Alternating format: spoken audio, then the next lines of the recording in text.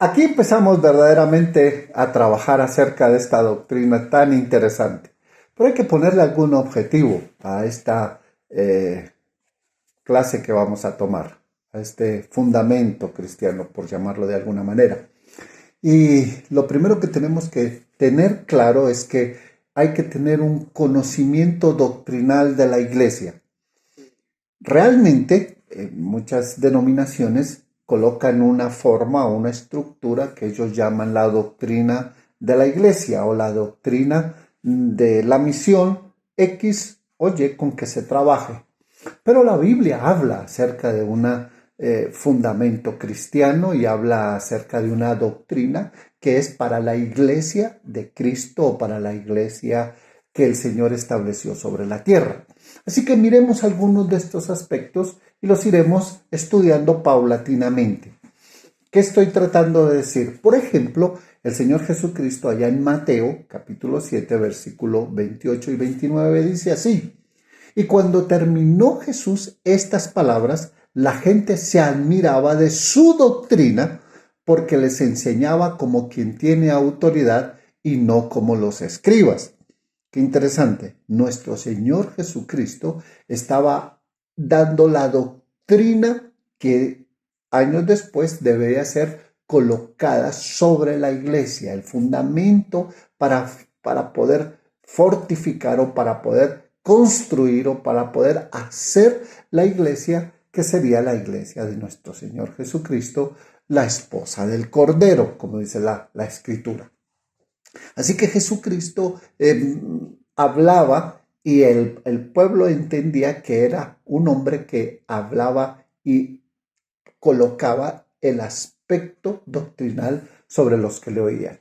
Hay otro texto que habla sobre eso. Está ya en Lucas 4:32 y dice de la siguiente manera: se admiraban de su doctrina porque su palabra era con autoridad. Qué interesante. Cuando conocemos la doctrina de Cristo Jesús, cuando conocemos lo que Cristo puso para poder establecer su iglesia, eso da autoridad. Y es la autoridad que tiene el Señor Jesucristo, la autoridad que tenían los apóstoles en el primer siglo. Hay otros textos que nos hablan acerca de esto, de la doctrina, del conocimiento doctrinal de la iglesia. Hechos, capítulo 2, versículo 42, es un texto muy especial. Ya no es Jesucristo, sino ahora son sus discípulos los que hablan acerca de la doctrina o los que enseñaban al pueblo la doctrina. Y este texto dice así: y perseveraban en la doctrina de los apóstoles, en la comunión los unos con los otros, en el partimiento del pan y en las oraciones. Muchos han dicho que este es el ADN de la iglesia, donde está la doctrina de los apóstoles, que es la misma doctrina que recibieron del Señor Jesucristo. Es el aspecto doctrinal donde se fundamenta la iglesia. Y participaban de la comunión, estaban juntos, y del partimiento del pan, el recordatorio, de la muerte y resurrección del Señor Jesucristo, la mesa del Señor, como dice la palabra, y en las oraciones. Tenían claro conceptos de para qué se reunían, qué hacían y cómo se fortalecía la iglesia de aquel primer siglo. Además, Pablo también habla algo acerca de esto. Dice Romanos capítulo 6, versículo 17 y 18. Dice: pero gracias a Dios que aunque erais esclavos del pecado, habéis obedecido de corazón aquella forma de doctrina a la cual fuisteis entregados, y liberados del pecado, veniste a ser siervos de justicia.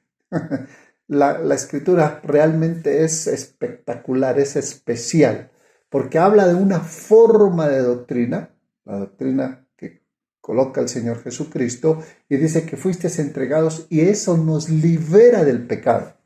Claro, porque a eso vino Jesucristo, a liberarnos del pecado, de esta carga que llevábamos por siglos, que no se podía seguir tapando con la muerte de aquellos animalitos del pasado, y donde nosotros, los que se llaman gentiles, estábamos totalmente excluidos pero que ahora en Cristo Jesús somos parte de esa doctrina que quita el pecado. Pero lo interesante es que nos hace siervos de la justicia, siervos del Dios Altísimo. Así que el conocimiento doctrinal de la iglesia era interesante e importante para aquellos padres de la iglesia, para aquellos primeros hombres, para aquellos primeros 12 hombres que recibieron del Señor Jesucristo para entregarlo a aquella iglesia del primer siglo. Pero que a partir del tiempo se fue diluyendo y se fue mezclando. Por eso debemos retomar la doctrina de Cristo para este tiempo.